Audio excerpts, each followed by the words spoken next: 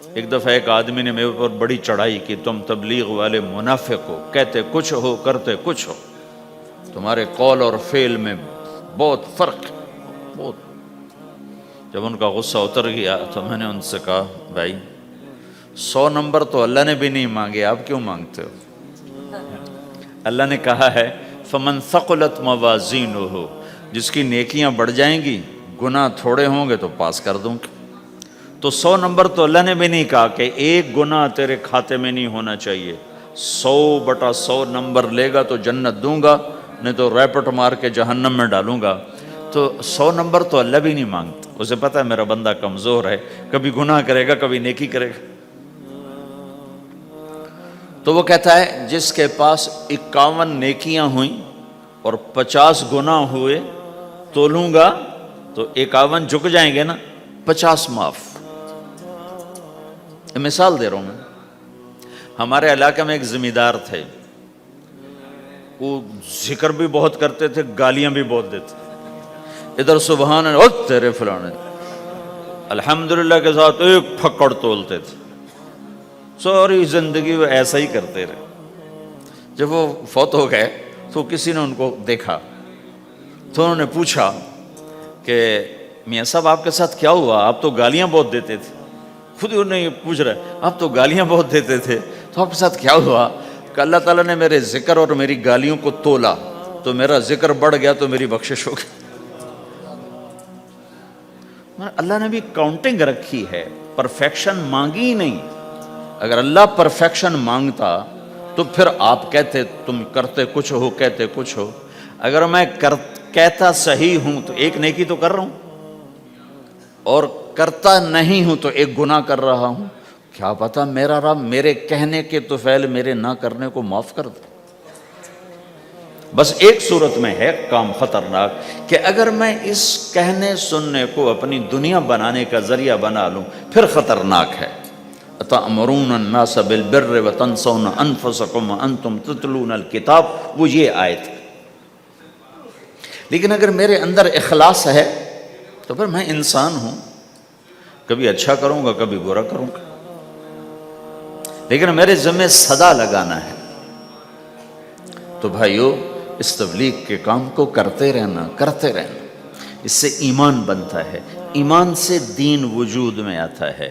دین کے 2 حصے ہیں، ایک عبادات ہے جس میں نماز سب سے اہم ہے، پھیری پہ ہو گھر پہ ہو نماز نہ چھوڑو۔ رمضان کے روزے ہیں، اللہ پھر رزق زیادہ دے دے، حج کرو، زکوٰۃ دو، لیکن عبادات بڑی محدود ہیں اور اس میں کثرت اللہ نے مطالبہ بھی نہیں کیا، بلکہ اللہ تعالیٰ نے اس میں اعتدال ہی کو پسند فرمایا ہے۔ اللہ تعالیٰ نے ہمارے نبی لمبی لمبی نمازیں پڑھتے تھے تو اللہ تعالیٰ نے روک دیا کہ ما انزلنا علیک القرآن لتشقی، میرے نبی میں نے تمہیں قرآن اس لیے نہیں دیا کہ تو لمبی لمبی نمازیں پڑھ کے تھکتا رہے، درمیان نہ چل۔ اللہ کے نبی نے تبلیغ میں زیادہ زور دکھایا تو اللہ نے اس پر بھی کہا فلا تذهب نفسك علیہم حسرات، اتنا غم نہ کیا کر کے تو خود ہی ہلاک ہو جائے، نہیں ایسا نہ کر۔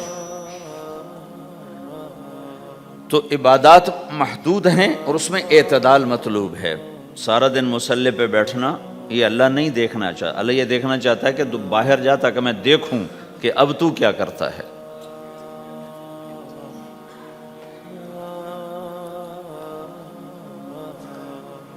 دوسرا حصہ اس کا اخلاقیات ہیں، آپس کی معاشرت ہے۔ دین جو اثر انداز ہوتا ہے وہ معاشرت سے اثر انداز ہوتا ہے، عبادت سے نہیں، عبادات سے نہیں۔ عبادت تو مسجد کے اندر ہے یا مصلی پر گھر کے اندر ہے، روزہ اندر کی چیز ہے، حج بیت اللہ میں ہے، زکوٰۃ مسلمان کو دی جاتی ہے۔ تو دنیا میں دین پھیلنے کے لیے اور اپنوں کو دین کے قریب کرنے کے لیے جو سب سے بڑا عمل ہے وہ بھائیو اچھے اخلاق ہے۔ یہ دوسرا حصہ میں آج بیان کرنا چاہتا ہوں۔ اللہ کے نبی نے فرمایا ایو عُرَى الاسلام اوثق، مجھے بتاؤ اسلام کا سب سے مضبوط عمل کیا ہے؟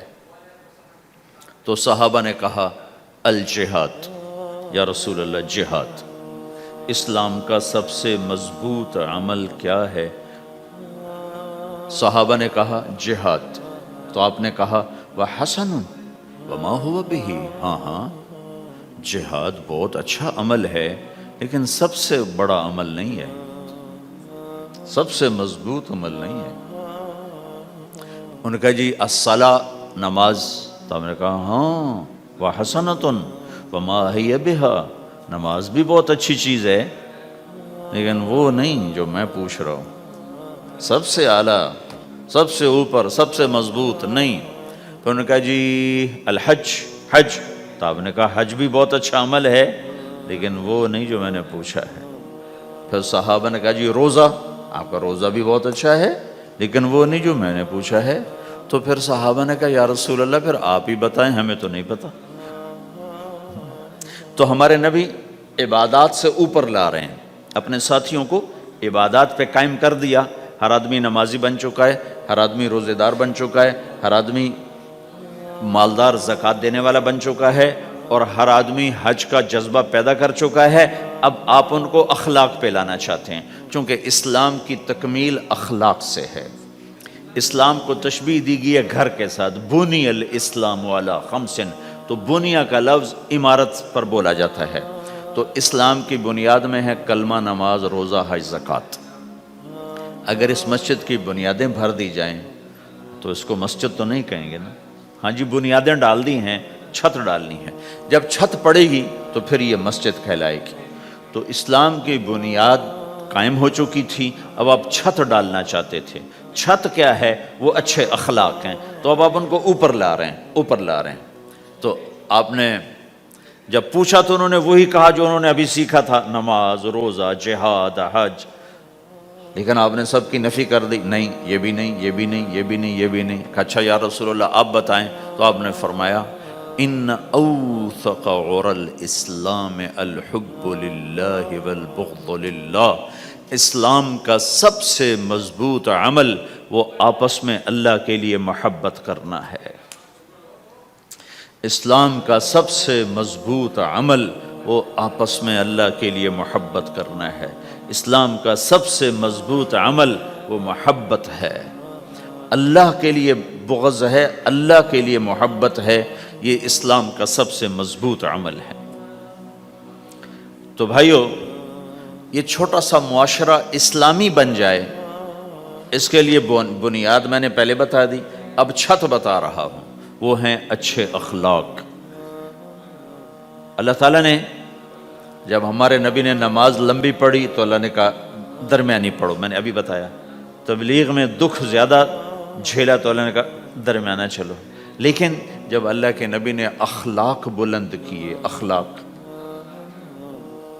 تو اس پر بھی اللہ تعالیٰ فرماتا میرے نبی ذرا اتنا نرم نہ ہو، تھوڑا سا سختی دکھا، آنکھیں دکھا، تھوڑا شوں شاں کر ہیں۔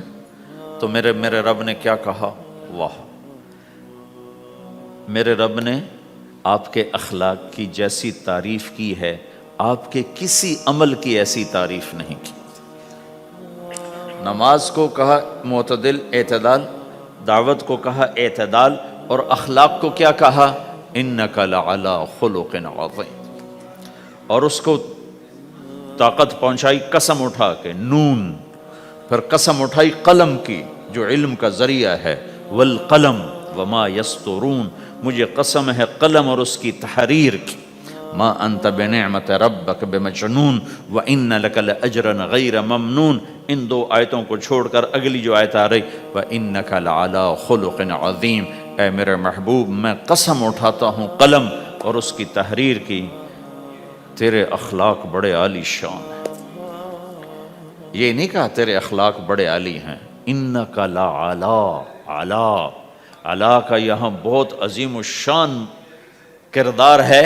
علا یہ بتا رہا ہے کہ اے میرے نبی جتنے اخلاق تصور کیے جا سکتے ہیں وہ سب تیرے تابع ہو چکے ہیں، اور تو ان پہ سوار ہو چکا ہے، تو ان پہ چھا چکا ہے۔ علا چھا جانے کے لیے ہوتا ہے کہ تمام اخلاق تیرے غلام ہو چکے ہیں۔ ایک دفعہ آپ نے فرمایا اچھے اخلاق 360 قسم ہیں، 360 قسم، 360 صفات کا مجموعہ اچھے اخلاق. کوئی ایک صفت کسی کو مل گئی تو جنت میں چلا جائے گا. تو ابو بکر رضی اللہ عنہ سامنے بیٹھے تھے, کہنے لگے یا رسول اللہ افی منہا شیء, ان 360 میں کوئی میرے اندر بھی کچھ ہے؟ تو آپ نے کہا تیرے اندر سارے کا سارا, کوئی کمی کوئی نہیں, پورے. یہ آپ نے اور کسی کو نہیں کہا, صرف آپ نے یہ ابو بکر سے فرمایا کہ ابو بکر تیرے اندر پورے اخلاق 360. تو بھائیو, آپس کی محبت اور اچھے اخلاق یہ اسلام کا سب سے چوٹی کا سبق, سب سے اعلیٰ درجے کا سبق.